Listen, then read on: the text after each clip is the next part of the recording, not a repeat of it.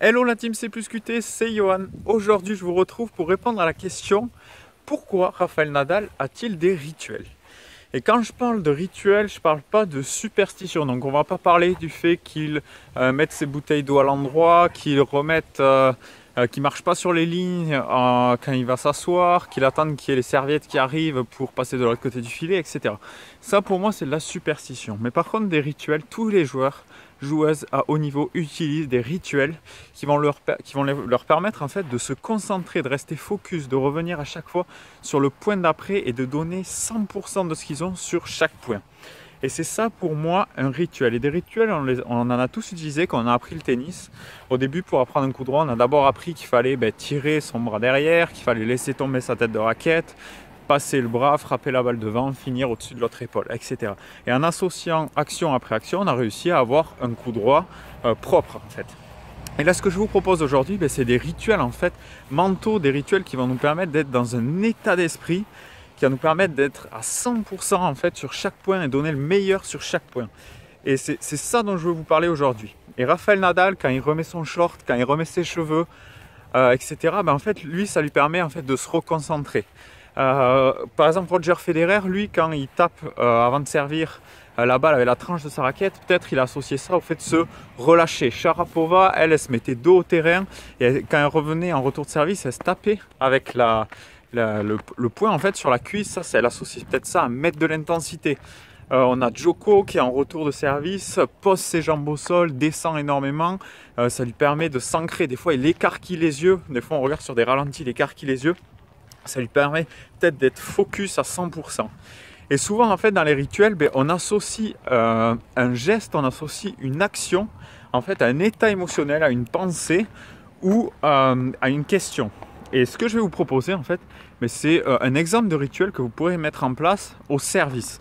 Et après, je vous propose vraiment de créer votre propre rituel, que ce soit au service, que ce soit en retour de service, que ce soit au changement de côté, qui va vous permettre de vous reconcentrer, d'être focus sur chaque point.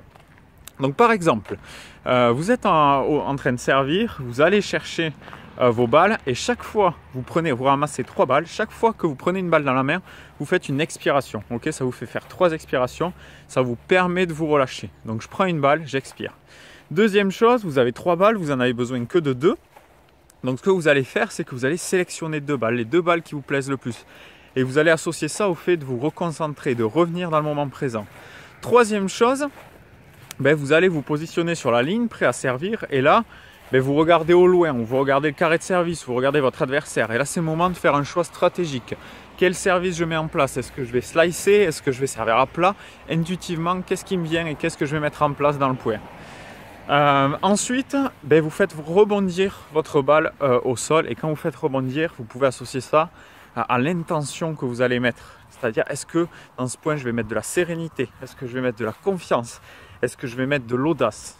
Voilà, à vous de décider un petit peu ce qui vient et ce qui vous semble le plus. Et en fait, à chaque geste, à chaque mouvement, à chaque action, vous associez un état émotionnel, une pensée ou une émotion qui va vous permettre de vous refocaliser, de revenir dans l'instant présent et d'être à 100% sur chaque point. Là, vous n'êtes plus en train de vous dire merde, j'ai loupé le point d'avant, ou là, il y a balle de break, il faut absolument que je fasse le point. Non, c'est qu'est-ce qui est en mon pouvoir et qu'est-ce qu'il est possible que je fasse pour être 100% présent dans le prochain point. Okay, souvent, après un point, on a une phase de dépression. On était à 100% dans un point.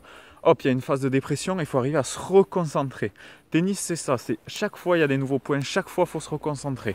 Okay, et les rituels, en fait, peuvent vous permettre de vous reconcentrer. Donc, je vous invite à en tester plein. Une fois que vous en avez un, à le remettre en question, voir s'il est toujours potable, s'il vous convient toujours autant, s'il vous permet d'être aussi présent, d'être aussi conscient, etc.